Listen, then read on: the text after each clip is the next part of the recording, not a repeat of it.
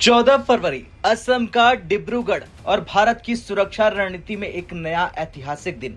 भारतीय वायुसेना ने इतिहास रच दिया जब प्रधानमंत्री नरेंद्र मोदी खुद C-130J सुपर हरक्यूलिस से हाईवे पर बने इमरजेंसी लैंडिंग फैसिलिटी पर उतरे। आज देश की पहली हाईवे इमरजेंसी लैंडिंग फैसिलिटी पर प्रधानमंत्री नरेंद्र मोदी उतरे। ये कोई सामान्य रनवे नहीं है, ये एक ऐसा हाईवे है जो जरूरत पड़ने पर एयरफोर्स का रनवे बन जाता है। प्रधानमंत्री ने लैंडिंग की Lockheed Martin C-130J super Hercules से, जो स्पेशल ऑपरेशन और टेक्निकल मिशनों के लिए जाना जाता है।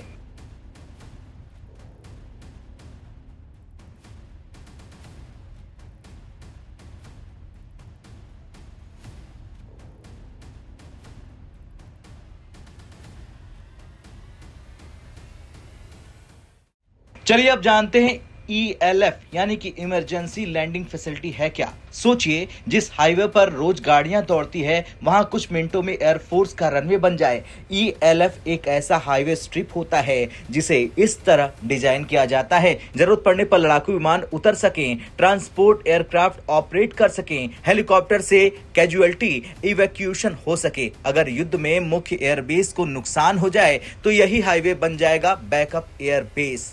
अब सवाल है कि डिब्रूगढ़ ELF क्यों खास है। दरअसल डिब्रूगढ़ ऊपरी असम में है, भारत चीन सीमा के बेहद करीब है, रणनीतिक रूप से बेहद संवेदनशील क्षेत्र है।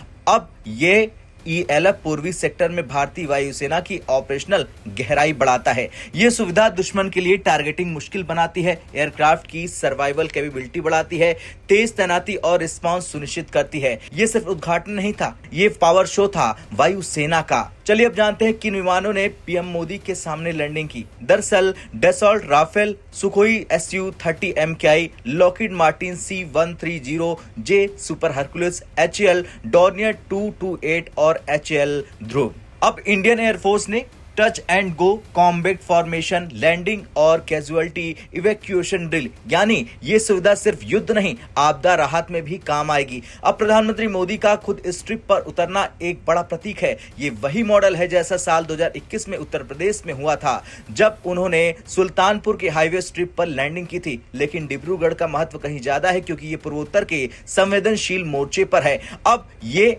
ELF कोई अकेला प्रोजेक्ट नहीं है। सड़क परिवहन मंत्रालय और इंडियन एयरफोर्स देश भर में 28 ऐसे स्थान चिन्हित कर चुके हैं। असम में ही 5 ELF बन रहे हैं। इतना नहीं, कुछ और बड़े प्रोजेक्ट हैं जैसे ब्रह्मपुत्र नदी के नीचे प्रस्तावित रोड, रेल, सुरंग, ऑल वेदर टनल, रणनीतिक सड़क नेटवर्क, और इन सब का मकसद है सिलीगुड़ी कॉरिडोर पर निर्भरता कम करना, तेज सैन्य तैनाती करना और सीमाई सुरक्षा सुनिश्चित करना। अब सिलीगुड़ी कॉरिडोर, जिसे चिकन ने कहा जाता है, भारत के लिए बेहद संवेदनशील इलाका है। अगर वहां कनेक्टिविटी प्रभावित हो जाए तो पूर्वोत्तर का संपर्क कट सकता है। इसलिए डिब्रूगढ़ ELF जैसे प्रोजेक्ट भविष्य की सुरक्षा के कवच हैं। पूर्वोत्तर की चुनौतियां भी हैं, बाढ़, पहाड़, घने जंगल, सीमा संवेदनशील है। लेकिन अब advance landing grounds, modernise highway runway, multi layered defence infrastructure, Bharat ने दिखा दिया है कि भूगोल कमजोरी नहीं, ताकत भी सकता है।